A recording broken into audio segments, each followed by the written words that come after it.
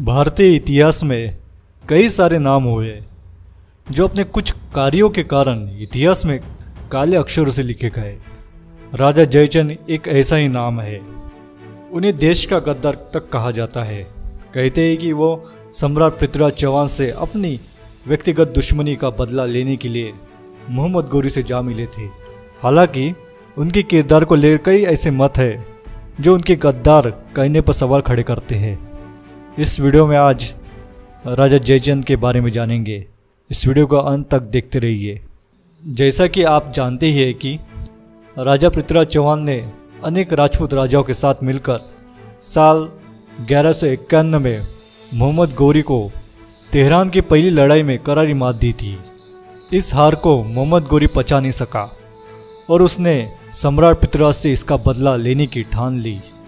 इसी बीच सम्राट पृथ्वीराज चौहान को राजा जयचंद की बेटी सयुगदा से प्रेम हो गया, मगर राजा जयचंद इस रिश्ते के खिलाफ थे, जिसके चलते सम्राट पृथ्वीराज चौहान सयुगदा को भगाकर अपने साथ ले गया और उससे शादी कर ली।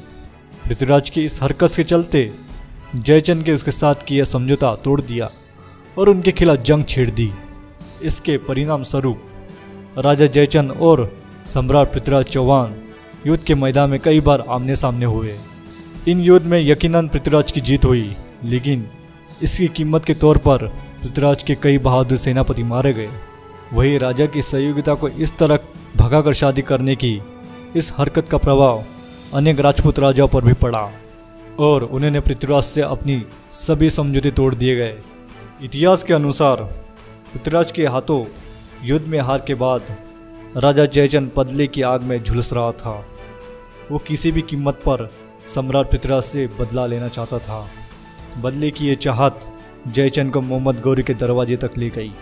जयचंद ने गौरी को पृथ्वीराज पर हमला करने का न्योता दिया और साथ युद्ध के दौरान सैन्य ताकत देने का वायदा किया। जयचंद की बात मानकर गौरी ने एक बार फिर ने भारत की ओर कूच कर दी। जब पृथ्वीराज को इस आक्रमण का पता चला तो उसने अन्य राजाओं से मदद मांगी। राजा जयचंद के कहने पर किसी ने पृथ्वीराज की मदद नहीं की और तो और वो सब राजा के खिलाफ यानी गौरी के पक्ष में खड़े हो गए। हालांकि इसके बावजूद पृथ्वीराज के पास 3 लाख सैनिक की विशाल सेना थी। वही इसके मुकाबले गौरी के पास केवल 1,20,000 सैनिक थे। परिणाम स्वरूप साल 1192 में तेहरान का दूसरा युद्ध हुआ।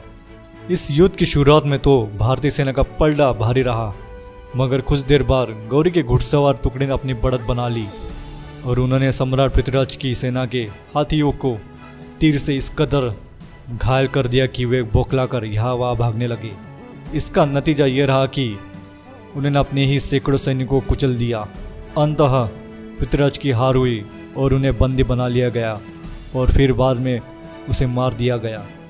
पृथ्वीराज की हार के बाद भारत में मुस्लिम शासन की नींव रख दी गई। इस दौरान कुतुबुद्दीन ऐबक को भारत का गवर्नर नियुक्त कर दिया गया।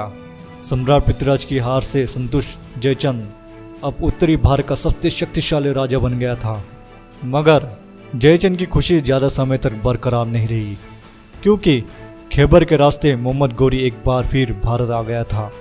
इस दौरान गौरी ने कुतुबुद्दीन ऐबक के साथ मिलकर कनौज पर आक्रमण कर दिया। उनका सामना करने के लिए जयचंद खुद सेना का नेतृत्व करने के लिए युद्ध के मैदान में उतरे।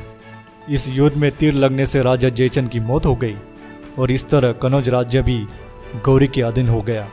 यहाँ तक कि कहानी में तो राजा जयचंद एक गद्दारी साबित होते हैं, लेकिन राजा जयचंद के एक इस किस्से पर शोध करने वाले इतिहासकार इस कहानी से इत्तेफाक नहीं रखते। लेखक डॉक्टर आनंद शर्मा की माने तो उन्होंने राजा जयचंद के जीवन में काफ़ी शोध किया है। उन्होंने पाया है कि उन्हें कभी भी राजा की बेटी सयुगदा का जिक्र नहीं मिला। किसी भी लेख, दस्तावेज या किताब में यह स्पष्ट नहीं किया गया है कि राजा के कोई सयुगदा नाम की एक बेटी भी थी। अगर यह मान लिया जाए कि राजा की कोई बेटी ही नहीं थी, सयुगदा का हरण की बात पूरी तरह से झूठ साबित होती है। हाँ, हो सकता है कि उनके बीच कई आपसी मतभेद की कोई वजह रही हो, लेकिन उसे संबंधित कोई दस्तावेज भी इतिहास में नहीं मिलता। इसके अलावा जिस बात को लेकर राजा जयचंद को देशद्रोही कहा जाता है, यानी गौरी को भारत पर आक्रमण का न्योता देने वाला तथ्य उसको लेकर भी कोई प्रमाणित लेख मौजूद नहीं है। जयचंद की कहानी को लेकर एक मत ये भी है कि तराइन के पहले युद्ध में जयचंद और पृथ्वीराज दोनों साथ लड़े थे, हालांकि इसके कई साक्ष्य नहीं मिलते। दरअसल तराइन के पहले युद्ध के समय सम्राट पृथ्वीराज ने राजा जयचंद छोटे राजाओं तक को युद्ध के लिए आमंत्रित किया, जबकि जयचंद को इसकी कोई खबर नहीं दी गई। ऐसे में जयचंद ने तराइन युद्ध में अपनी कोई भागीदारी नहीं दी। दूसरे युद्ध में भी कुछ ऐसा ही हुआ, जिसके चलते सम्राट पृथ्वीराज को युद्ध में हारने के साथ मौत नसीब हुई। इस जीत के साथ ही दिल्ली और अजमेर में गौरी का शासन हो गया, लेकिन गौरी ने इसकी सारी भागदौड़ कुतुबुद्दीन ऐबक को सौंपकर गजनी वापस चला गया था। हालांकि 1 साल बाद वो फिर से लौटा और जयचंद पर हमला कर उसे भी हरा दिया।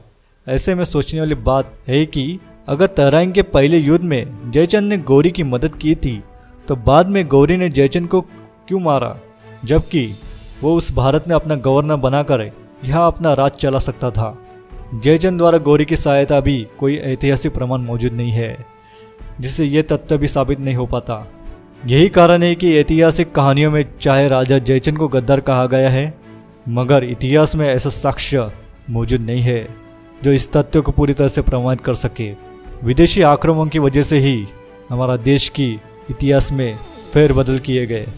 इसमें आपकी क्या राय है, हमें कमेंट कर दीजिए। अगर आपको ये वीडियो अच्छा लगे तो हमारे चैनल को लाइक और शेयर कर दीजिए और हमारे चैनल को सब्सक्राइब करना ना भूलिए। धन्यवाद।